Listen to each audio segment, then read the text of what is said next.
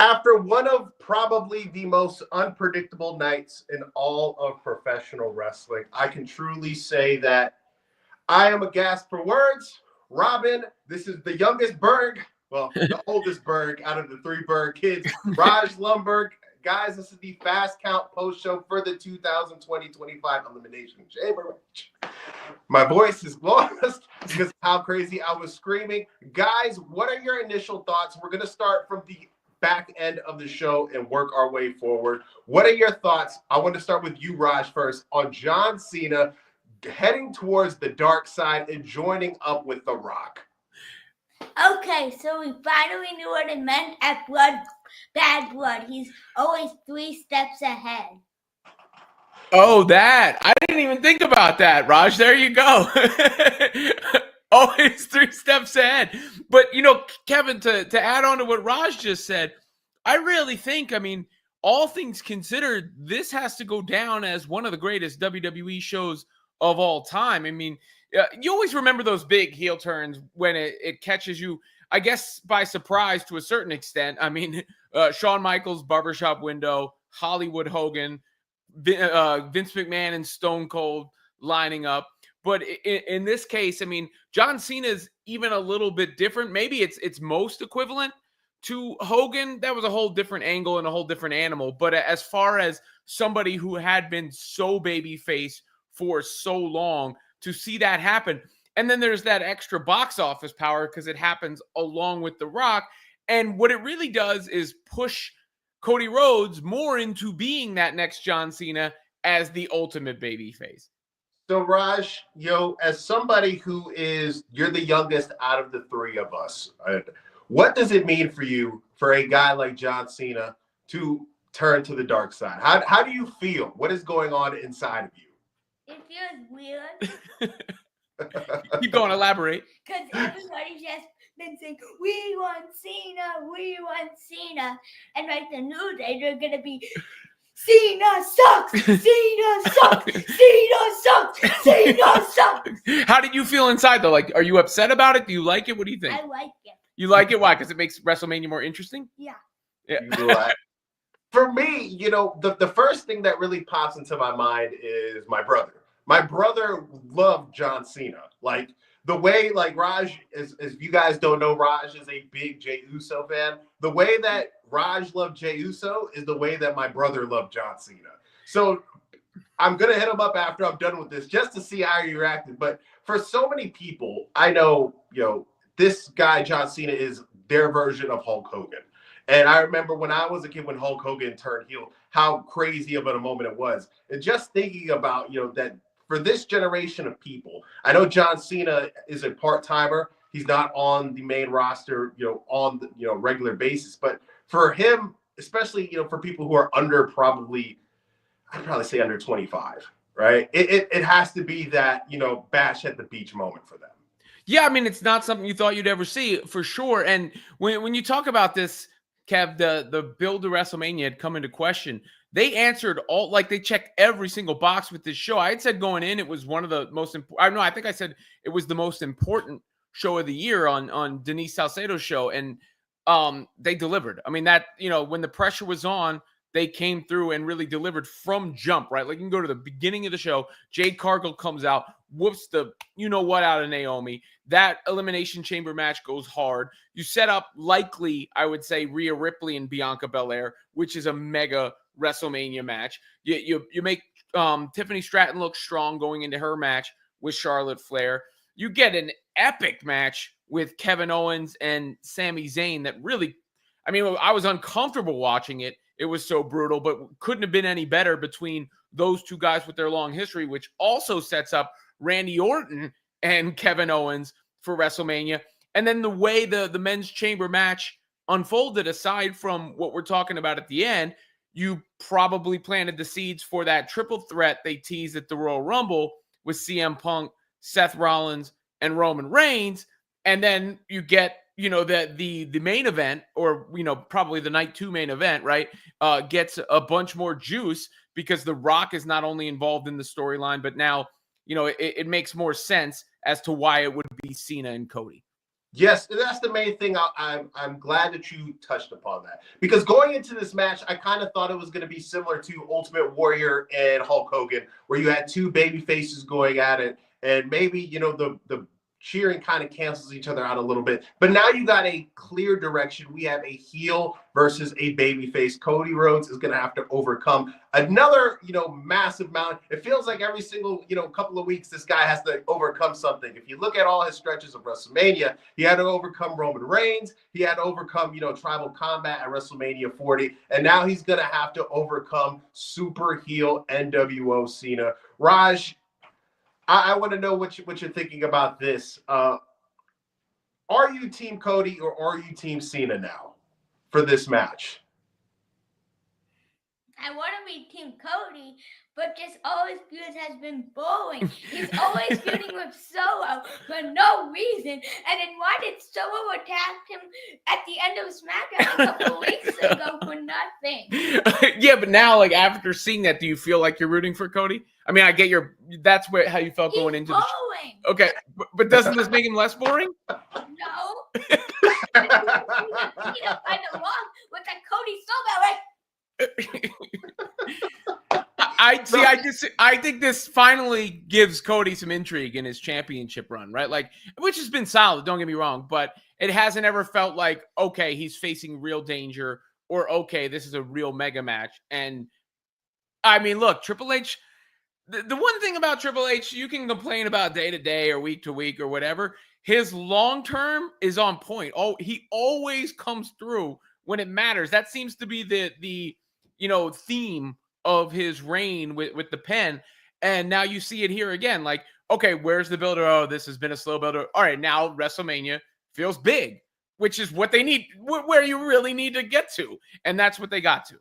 It feels, I'm not exaggerating, it feels huge.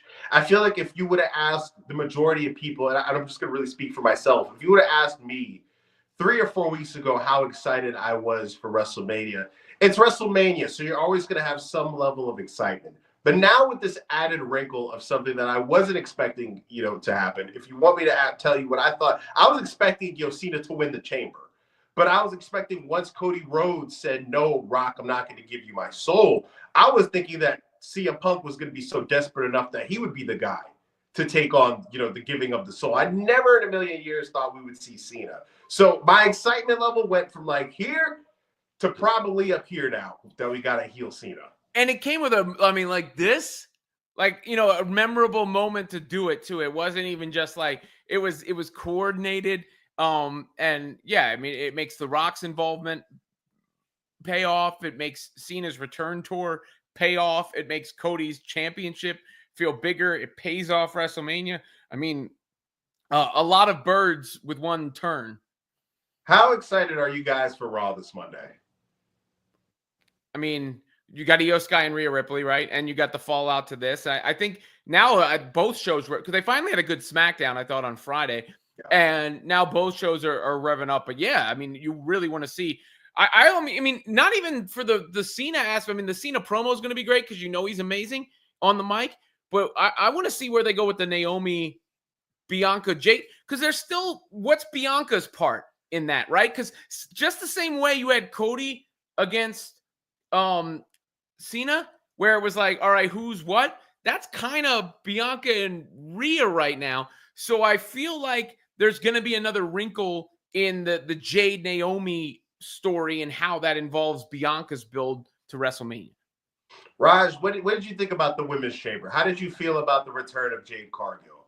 It felt good because I knew Naomi attacked her, but attacked Jade. But what if Bianca and Naomi attacked Jade? They both attacked her. That's what I'm thinking too, because you saw that when Jade's music hit, right? You saw that Bianca and Naomi, they both looked at each other with a suspicious look. Mm-hmm. It wasn't like, Naomi, just knew off the rip. Like, they both made eye contact and knew something was up. And the way that Jade was beating on Naomi and Bianca was, in the pod, acting like, oh, you're killing him. You could felt like it was one of those things where she felt some remorse. Yeah. Like she shouldn't be the only one taking this beating. And she was helped. I thought that the way that went down, I thought was great. I thought every single second of that interaction of Jade coming back and her beating up on Naomi was great. Oh no, yeah. I mean, I think it kicked the show right off too, right? I mean, this is a show where Randy Orton came back, and that feels like, fourth, fifth, something in the pecking order of things that took place. But it got it off to a great start. I thought that match was really good. I thought Liv Morgan maybe had her best performance ever in that match. She really shined. The hair whip, that's the most brutal. I don't even know you could do that with hair. I mean, the sound that it made, and then the welt that it left as well. So yeah, I thought that was beautifully done. And they, again, that's another example of what I was saying. You could be impatient and say, where's the payoff? Where's the payoff? Where's the payoff?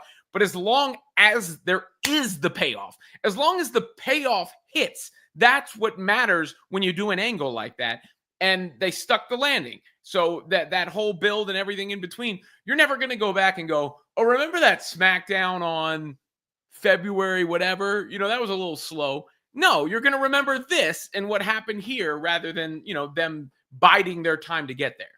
I thought that slap with that hair was brutal. We saw, towards the end of the match where it was Liv and Bianca, the only two left. You saw the welts on Liv's body. Raj, what did you think and how did you react when you saw that hair whipping Liv Morgan's body? This is me. That hurt. Okay. And people, they like to, sometimes like to discount, the amount of punishment that professional wrestlers, deal with because it's not like a legitimate competition. But when you see moments like that, it kind of just reemphasizes in your mind that these people take a lot of punishment for our entertainment. And I know that the adrenaline is probably pumping through their bodies so they don't feel it as much in the moment. But you could tell probably right now at this very moment that Liv is feeling that whip. Because that looked painful. Oh, it looked painful. And it looked like she was bleeding. I don't know where that came from, because usually that would be underneath the skin. So I don't know where the blood actually. It was definitely painful. I think she was hurting that whole match. I mean, when you talk about that spot and then what happened between Kevin Owens and Sami Zayn, that was, about as brutal a match as you'll see in the WWE, where I was legitimately several times wondering, like, are they hurt? I can't believe how fast Kevin Owens got up from one of the spots. It was like, a suplex of some sort. I can't remember exactly what it was, but it almost like he landed on his head. And then there was all the spots with the chairs and the tables and the barbed wire and the so on and so forth. But I don't recall a hair spot ever seeming to leave as much pain as that one did. So with that KO and Sami Zayn match, I thought it was perfect. It was everything that I love in an unsanctioned match. I feel like it was the perfect balance of violence and storytelling. There's a lot of times if you look in WWE previous years, when you have a hardcore type stipulation match like that, where sometimes it may not feel violent enough. And then in AEW, there's other times where they have those type of match where it may be overboard with the violence. But I feel like this match was the perfect blend of balancing of the level of violence. Raj, when you watched that match, was there a spot in particular, was there a moment in that match where you were, you turned your head and you were like, that looked painful? No. It's none? No. Not even when he brought out the barbed wire chair?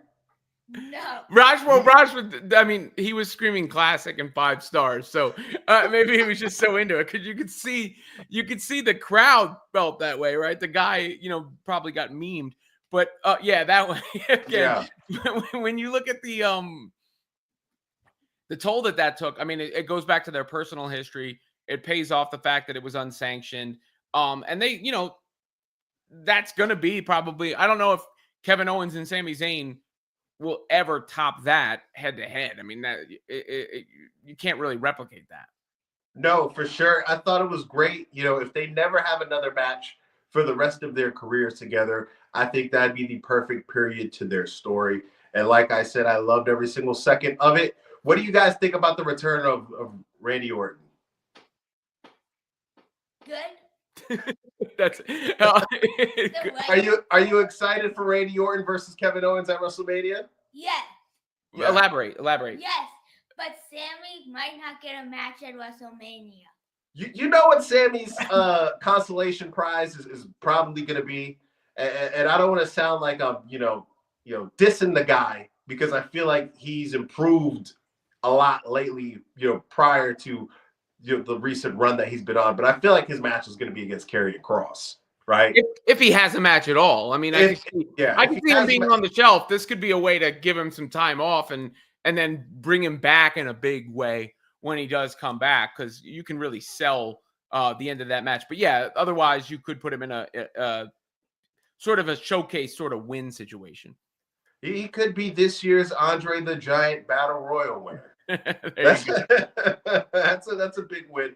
I feel like this match kind of got lost in the sauce with everything that went down with all the other matches, because it felt like there was a lot more significant storyline developments involved with the other ones.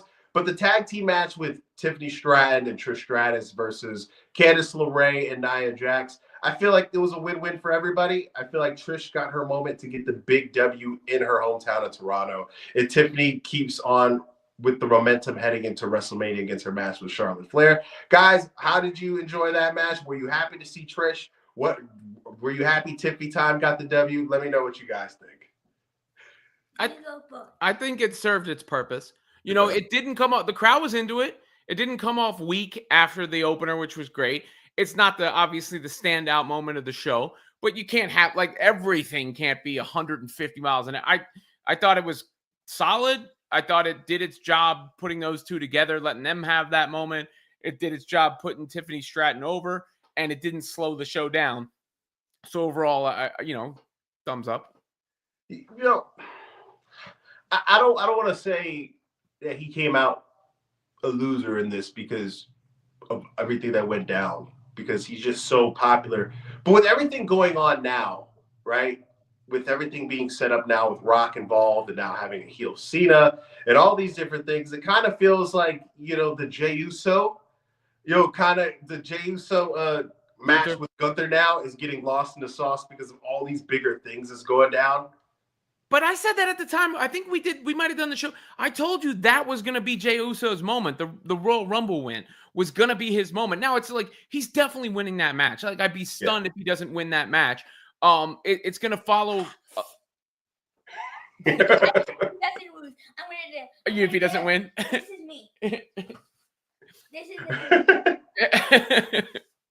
If Jey Uso loses, we riot. Yeah, no, but I said that at the time. I thought that was going to be his moment, and then he'll get his coronation there. But their build for that's been pretty good. It's the only one that's had a long build, so I can't complain. The way to complain about that is to say they've made a lot of other good things happen, right? Because I don't think that took a back seat as much in its own build or the Royal Rumble moment as much as more stuff was built on top of it. So where do you think this leaves Logan Paul now? Do you think he wrestles like AJ Styles now? Maybe that's about the only other option left, right? I mean, He had that little backstage moment with him. Who else could he go against? CM Punk, I think it's gonna be in that triple threat with Roman and Seth. It would be my guess. Yeah. I'm assuming we're gonna get that triple threat with Roman and Seth and Punk now. Yeah. So I'm guessing. Now, what really kind of leaves me stumped is, what is that favor going to be? If I know. What is it? Tell me. So the winner of that match will make it a triple threat, because CM Punk's goal is to main event WrestleMania. That will open night 1, and he will win. That will be the favor, and he's going to lose night 2, and John Cena will win the title. Wait, who's going to lose? How does Paul Heyman make that the favor? Is it that he walks out with him at WrestleMania instead of Roman? No. Your theory. I don't understand what you're saying. No, Paul Heyman's the favor will, if he wins the match, he will get added to the main event of WrestleMania. But how does Paul Heyman make that happen? He just beat up The Rock. I think that muddies the waters too much with what happened with Cena and Cody Rhodes. But it has to be something. The Paul Heyman favor has to be Punk Roman related somehow to escalate to a Punk Roman confrontation down the road. Gotcha. Well, guys, I know that your time is very limited, so we're gonna wrap this up. With between us on 3. I got all of your guys' bios in the description. I got the Raj Talk link in the description. You can catch Robin Lundberg. Well, you can speak for yourself. Where can the people Lundberg over? Yeah, they'll find me. Don't worry about it. They're good. All right, guys. Take it easy for the rest of the night. Yeet. All right, guys. So we're gonna go into the comment section because this has been such a crazy night as what went down. Salty Grampy, my man. That is my father, if none of you guys know. Howdy, guys. Cena's turning with Chef Kiss. I 100% agree. It almost makes me want to watch it. Dad, you should be watching the show because your son makes content on the show, so you should know what I'm talking about. Jay made a statement. Yes, she did. Bliss needed to win the chamber. I'm okay with her not. Jay versus Gunther will now open up the show. No interaction with your chat. Dad, I'm in the middle of a conversation. It takes time. I've got to the chat, okay? But it's been an insane night, guys. Like I said earlier when I was speaking with Robin, if you're somebody who is under 25, this is your bash in the beach moment where Cena turned tonight with The Rock. Now, it's not so much NWO because Travis Scott is not a wrestler. You guys ever seen that meme of those soldiers, stacked on the line, and then there was a clown with them? That's kind of what it felt like in real life, because every single time when we look at this moment, 10, 15, 20 years down the line, we're going to see The Rock and John Cena standing together with Travis Scott, and people are going to be wondering, why is Travis Scott there? But it's an insane night. The way that this played out, I thought was beautiful. My levels of excitement for WrestleMania are off the charts. Guys, remember to like the video and subscribe. It costs you nothing, by the way, and it helps the channel out in an immense way. And I don't know where we're going to go from here. I believe at WrestleMania, we're now going to get a John Cena title win. I think it's going to be interesting the way that for the final year of his career, we are finally getting a John Cena heel run. This is not something that I've really expected for us to see. I've made videos in the past when it was announced that John Cena was going to go on this year-long Derek Jeter-esque retirement tour, that I thought the ship has sailed for that. I thought nobody wants to boo John Cena for this last year or be put in a position where they need to boo John Cena. But now that we got it, and now that I saw the execution, and now that I know the fact that this is going down, it's one of the more exciting things, and one of the things that have got me excited in all of professional wrestling in a long time. This is, like I said earlier, for my little brother, this is probably heartbreaking for him. He loved John Cena more than any other wrestler growing up. Personal story, WrestleMania 28, when it was announced that The Rock was going to go one-on-one with John Cena, they had the year-long build. Every single day, I would torment my little brother, and I would bring up the match, and I'd bring up the fact that The Rock is going to win. 90% of the time, he would cry because he loved John Cena when I would say that The Rock is going to win. Me, my father, and my brother, we watched that match together.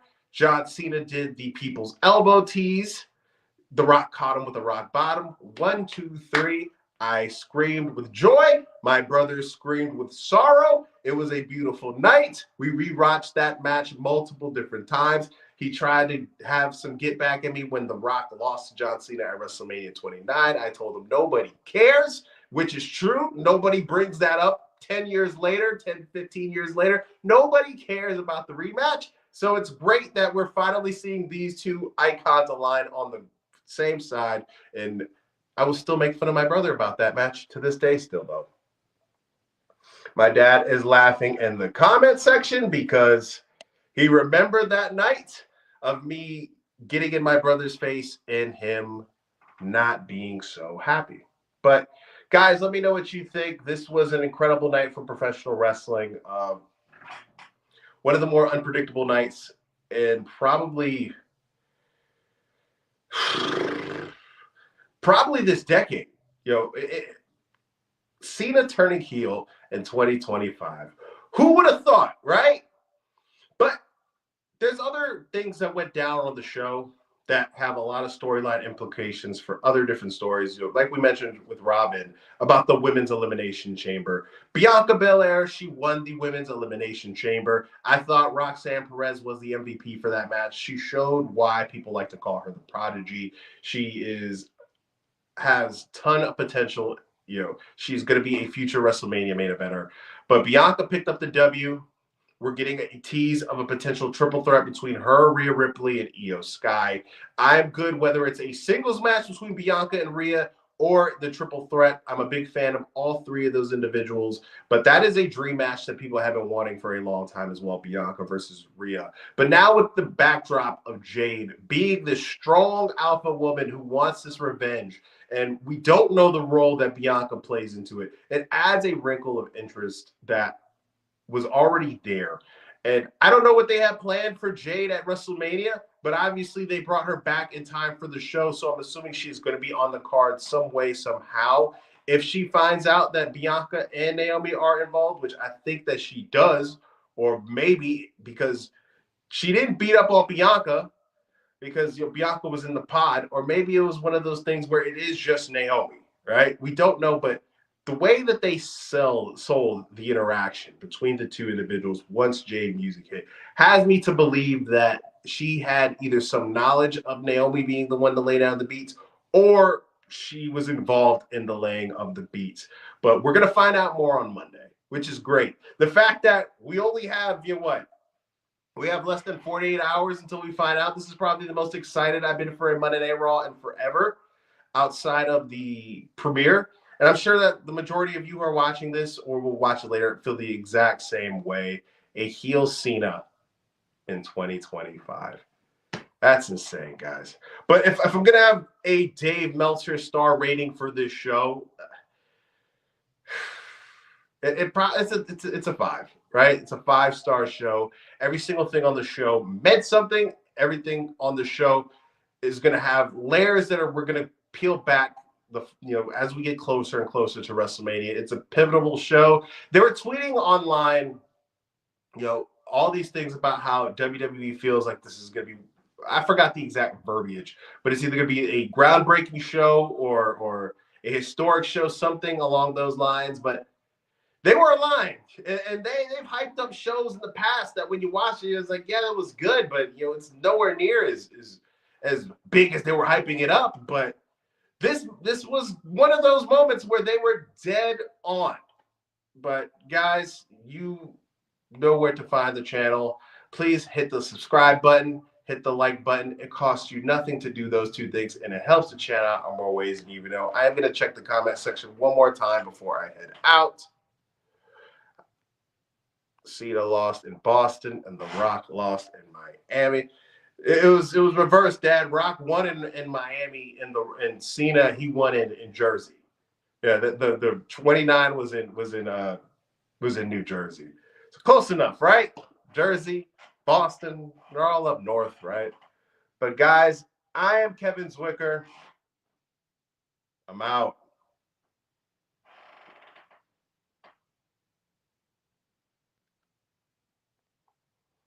Boston, New Jersey.